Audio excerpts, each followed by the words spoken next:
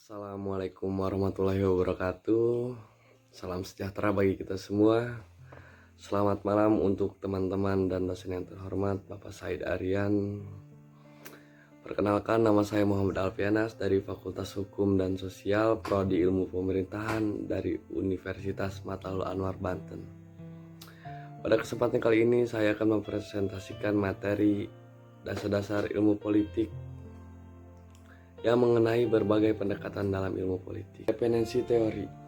Kalangan lain juga yang berada dalam rangka teori-teori kiri yang kemudian dikenal sebagai teori ketergantungan adalah kelompok yang menghususkan penelitiannya pada hubungan antara negara dunia pertama dan dunia ketiga. Kelompok ini menarik perhatian besar pada tahun 1970 dan tahun 1980-an.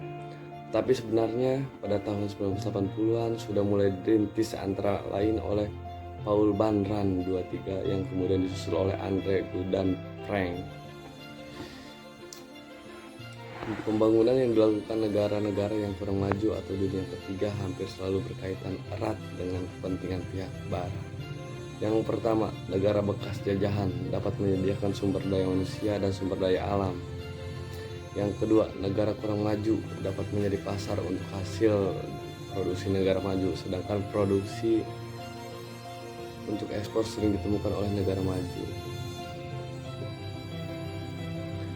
Yang menarik dari tulisan-tulisan kalangan pendukung teori ketergantungan atau dalam kurung dependensi yang pada awalnya memutuskan perhatian pada negara-negara Amerika Selatan adalah pandangan mereka yang membantu mata kita terhadap akibat dan dominasi ekonomi ini. Ini bisa terlihat dari membumbungnya utama dan kesenjangan sosial ekonomi dari pembangunan di banyak negara dunia ketiga. Pendekatan pilihan rasional atau di bahasa Inggris kan rational choice. Pendekatan ini muncul dan berkembang belakangan sesudah pertentangan antara pendekatan yang dibicarakan di atas mencapai semacam konsensus yang menunjukkan adanya pluralitas dalam bermacam-macam pandangan. Dalam ilmu politik, pada umumnya dikenal pendekatan pilih rasional, sementara itu juga ada beberapa nama lain seperti public coach dan collective coach. Pengikut pendekatan ini menimbulkan kejutan karena menyatakan bahwa karena telah mengikat ilmu politik menjadi suatu ilmu yang benar-benar resmi. Substansi dasar dari doktrin ini telah dirumuskan oleh James B. Rules sebagai berikut. Terjemahannya dipersingkat. Pertama, tindakan manusia, human action, pada dasarnya adalah instrumen dalam arti alat bantu agar perilaku manusia dapat dijelaskan sebagai usaha yang mencapai suatu tujuan yang sedikit banyak jarak jauh. Kedua, para aktor merumuskan perilaku melalui perhitungan rasional mengenai aksi mana yang akan memaksimalkan keuntungannya.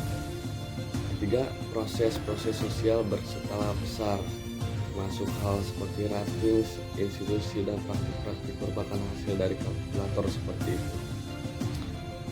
Institusionalisme baru neo-institusionalisme berbeda dengan pendekatan-pendekatan yang diuraikan sebelumnya. Ia lebih merupakan suatu visi yang meliputi beberapa pendekatan lain, bahkan beberapa bidang ilmu pengetahuan lain seperti sosiologi dan ekonomi. Institusionalisme baru mempunyai banyak aspek dan variasi. Institusionalisme baru oleh karena ia merupakan penyimpanan dari institusionalisme lama seperti telah diuraikan di atas, mengupas lembaga-lembaga kenegaraan, aparatur negara seperti apa adanya secara statis.